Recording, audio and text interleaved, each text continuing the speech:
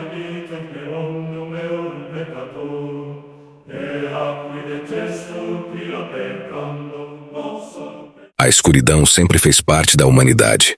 Desde os tempos mais remotos, histórias de monstros, criaturas sombrias e forças malignas nos acompanham. Mas a verdade mais perturbadora é que os piores monstros nunca viveram em florestas distantes ou em lendas antigas. Eles caminharam entre nós, vestiram roupas comuns, sorriram para vizinhos, frequentaram mercados, trabalharam, estudaram e, em alguns casos, até construíram famílias. Esses assassinos não mataram apenas, eles deixaram cicatrizes profundas na história. Suas vítimas não foram apenas corpos, mas vidas ceifadas com requintes de crueldade inimagináveis. Homens que se alimentavam do sofrimento, que transformavam dor em prazer e que revelaram, com cada crime, a face mais obscura da mente humana. E talvez o mais aterrorizante seja perceber que, em sua aparência, eles eram como qualquer pessoa. Não havia monstros de olhos flamejantes, nem garras ensanguentadas. Apenas rostos comuns, escondendo segredos que fariam até mesmo os mais fortes tremerem.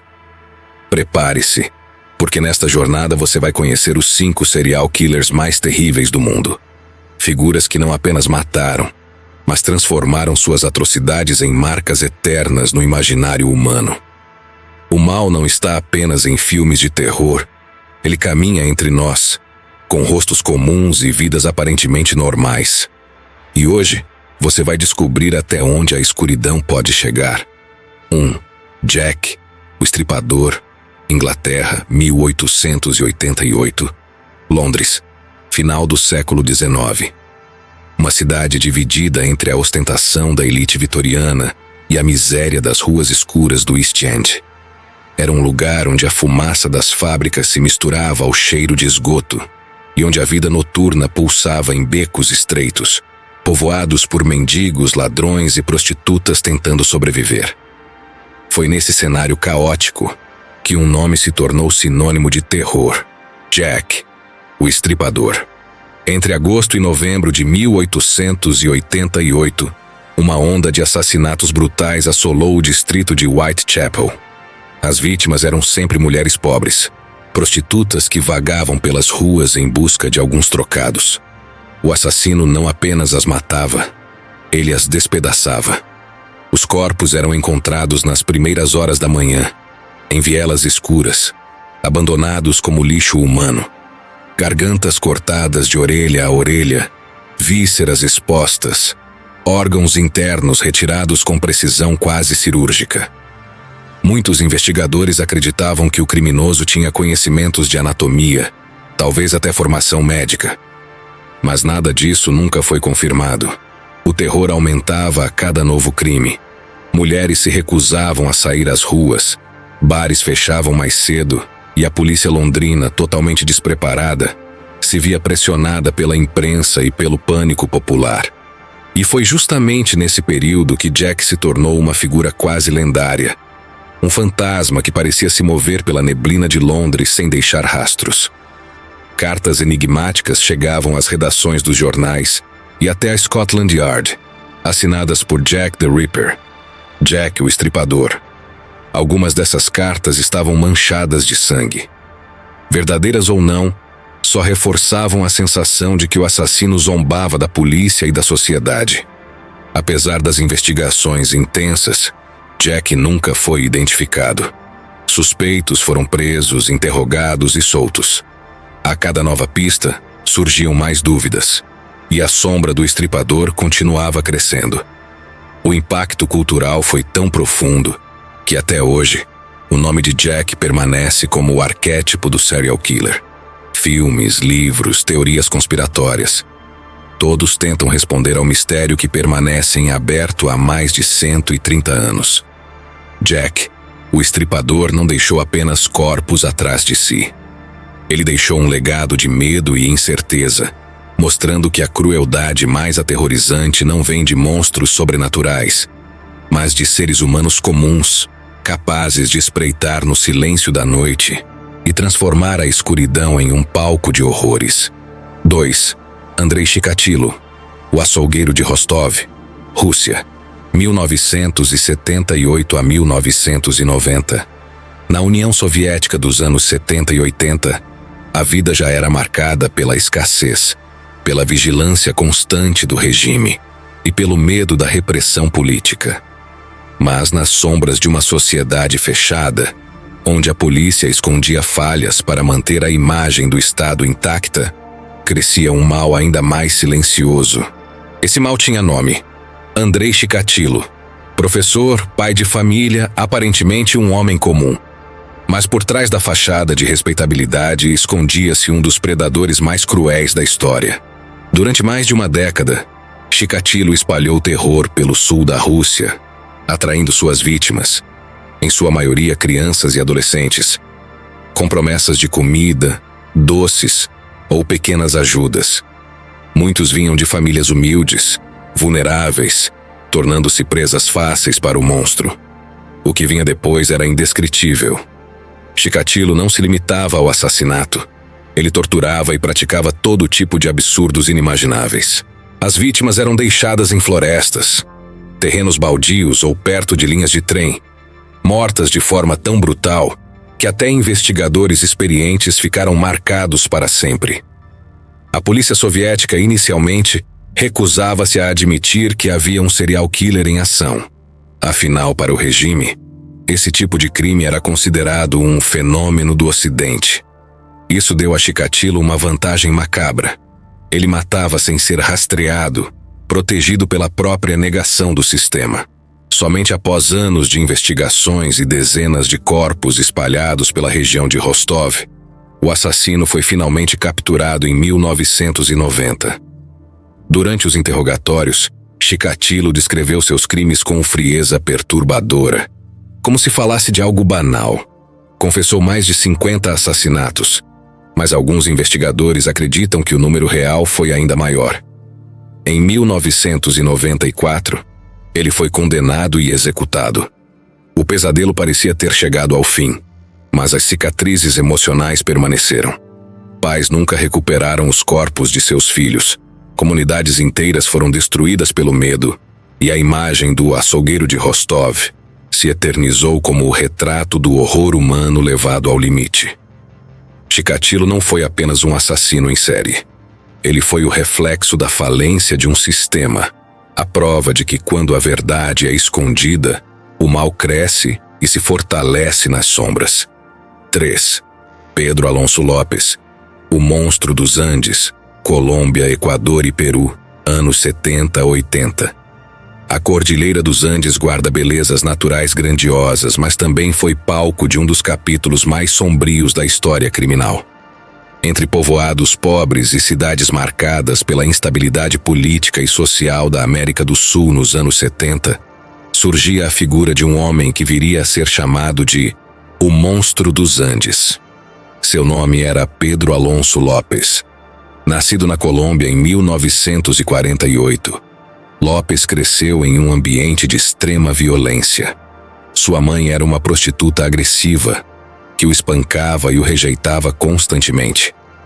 Ainda pequeno, ele fugiu de casa e passou a viver nas ruas, sobrevivendo de pequenos roubos e da miséria. O abandono e os abusos moldaram sua mente de maneira doentia, até que o menino rejeitado se transformou em um predador implacável. Nos anos 70, Lopes começou sua trajetória macabra entre Colômbia, Equador e Peru. Seu alvo era sempre o mesmo: meninas pobres que viviam em áreas vulneráveis. Ele as atraía com presentes baratos, promessas de brinquedos ou de comida. As crianças ingênuas viam nele uma figura aparentemente inofensiva, mas o que vinha em seguida era um ritual de terror. Lopes raptava, abusava e estrangulava suas vítimas. Depois, abandonava-os em valas, terrenos baldios ou mesmo em ravinas nas montanhas. Com frieza perturbadora, ele chegou a confessar que sentia prazer em ver a inocência se extinguir de seus olhos. Em 1980, após uma tentativa fracassada de sequestrar outra menina, Lopes foi finalmente capturado no Equador. O que as autoridades descobriram a seguir ultrapassou qualquer limite da imaginação. Ele confessou ter assassinado mais de 300 meninas ao longo de sua jornada de sangue. Cerca de 110 corpos foram encontrados apenas no Equador, com dezenas de outros espalhados pela Colômbia e pelo Peru. A imprensa mundial chamou López de o maior assassino em série da história moderna, e o título de Monstro dos Andes ficou marcado para sempre. Mas o que torna essa história ainda mais perturbadora é o desfecho. Após cumprir apenas 14 anos de prisão no Equador, ele foi libertado por bom comportamento. Pouco depois, foi deportado para a Colômbia, onde acabou preso novamente por crimes menores. Mas em 1998, foi solto mais uma vez. Desde então, o paradeiro de Pedro Alonso López é um mistério absoluto. Alguns acreditam que ainda está vivo, escondido em alguma região remota da América Latina. Outros que teria sido morto por vingança. A verdade é que ninguém sabe. E essa incerteza faz dele uma sombra eterna. Um predador que pode estar em qualquer lugar. Um fantasma vivo que talvez ainda vague pelas montanhas e cidades dos Andes. 4. Jeffrey Dahmer, o canibal de Milwaukee, Estados Unidos, 1978 a 1991. No coração dos Estados Unidos, em Milwaukee, uma cidade aparentemente pacata, escondia-se um dos predadores mais perturbadores da história criminal. Seu nome? Jeffrey Dahmer. À primeira vista, Dahmer não chamava atenção. Era um jovem tímido, solitário, que cresceu em um lar marcado por conflitos familiares e isolamento. Mas por trás da aparência apagada, escondia-se uma mente tomada por fantasias sombrias. Fantasias que com o tempo se tornaram realidade. Entre 1978 e 1991, Dahmer caçou principalmente jovens homens, muitos deles negros, latinos e de origens humildes. Ele os atraía com promessas de dinheiro fácil, bebidas, festas ou até mesmo convites para posar para fotografias. Uma vez dentro de seu apartamento, começava o pesadelo.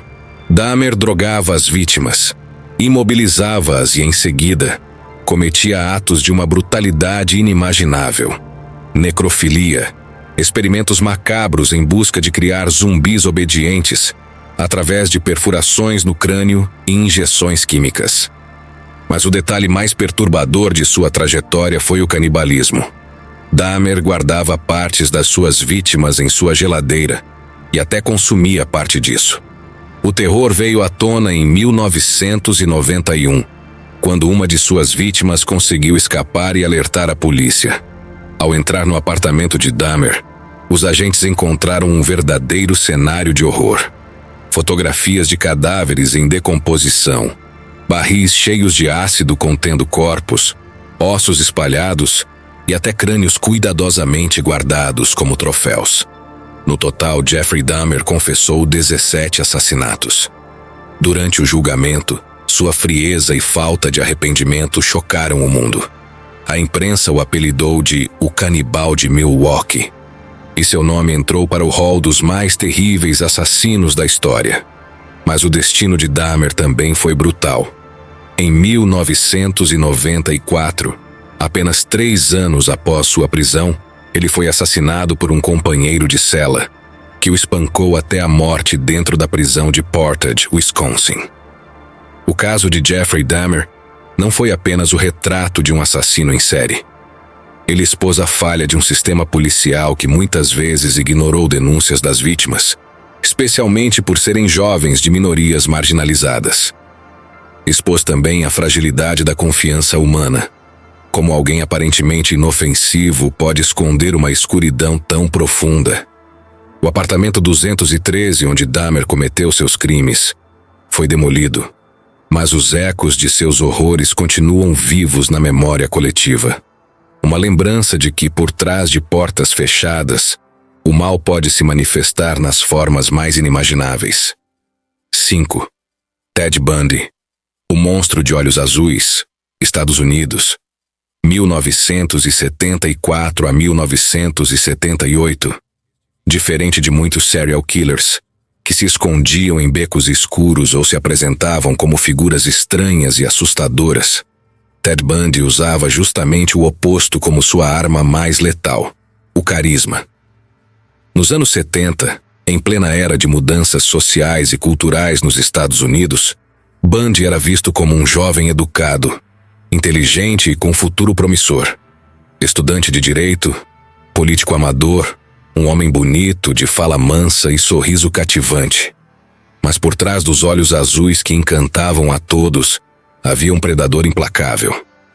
Entre 1974 e 1978, Bundy espalhou terror por diversos estados americanos. Suas vítimas eram quase sempre mulheres jovens, estudantes universitárias atraentes e vulneráveis. Ele usava truques para se aproximar. Fingia estar machucado, engessava o braço ou a perna, carregava livros pesados e pedia ajuda. Quando as jovens se aproximavam para oferecer apoio, caíam na armadilha. A sequência que se seguia era de violência brutal. Bundy raptava, estuprava, torturava e assassinava suas vítimas. Em muitos casos, ele voltava aos locais onde escondia os corpos para praticar necrofilia, alimentando sua obsessão doentia pelo controle e pela morte. Sua inteligência e frieza o tornaram ainda mais perigoso. Bundy conseguia mudar de estado e escapar das investigações facilmente. Chegou a ser preso, mas protagonizou fugas cinematográficas. Em uma delas, pulou da janela de uma biblioteca da prisão. Em outra, cavou um túnel em sua cela.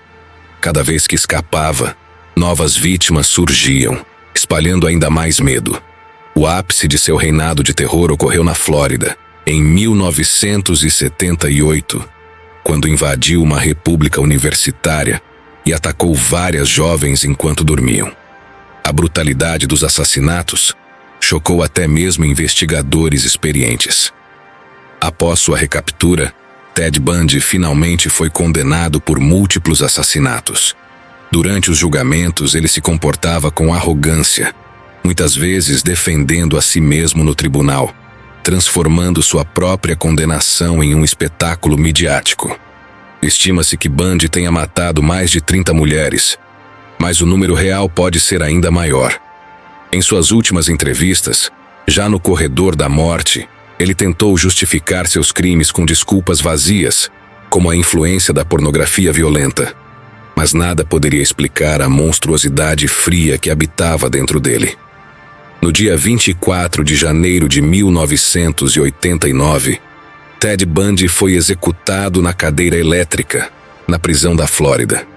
Do lado de fora, centenas de pessoas se reuniram em clima de festa, segurando cartazes e gritando palavras de ódio, celebrando o fim de um dos assassinos mais infames da história. Bundy se tornou um símbolo do mal escondido sob a máscara da normalidade. O homem que provou que os monstros não vivem apenas nas sombras, mas também podem usar sorrisos encantadores e olhos brilhantes para conquistar a confiança antes de destruir vidas. 5 nomes, 5 rostos, 5 histórias que atravessaram continentes e épocas diferentes, mas que compartilham o mesmo denominador comum: a capacidade humana de produzir horrores que ultrapassam qualquer limite.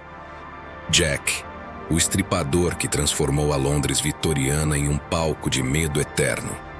Andrei Chikatilo, o açougueiro de Rostov, que espalhou terror em meio ao silêncio imposto pela União Soviética.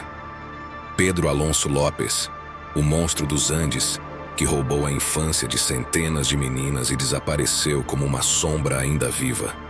Jeffrey Dahmer, o canibal de Milwaukee, que mostrou ao mundo até onde a obsessão doentia pode ir dentro de um apartamento aparentemente comum. E Ted Bundy, o monstro de olhos azuis que provou que a maldade pode vestir o rosto da sedução e da confiança. Esses homens não foram criaturas sobrenaturais, nem bestas mitológicas. Foram humanos.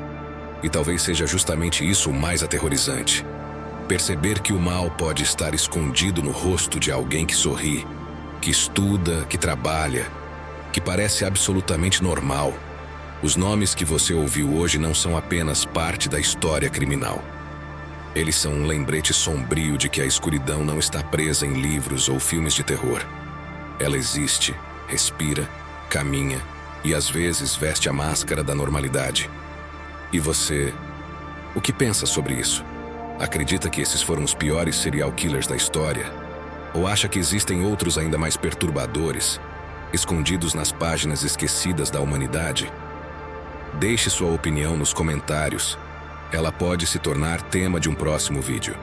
Se este conteúdo te prendeu até aqui, inscreva-se no canal News Web Doc, ative o sininho e compartilhe este vídeo. Assim você nos ajuda a trazer cada vez mais histórias reais, sombrias e perturbadoras do lado mais obscuro do mundo em que vivemos.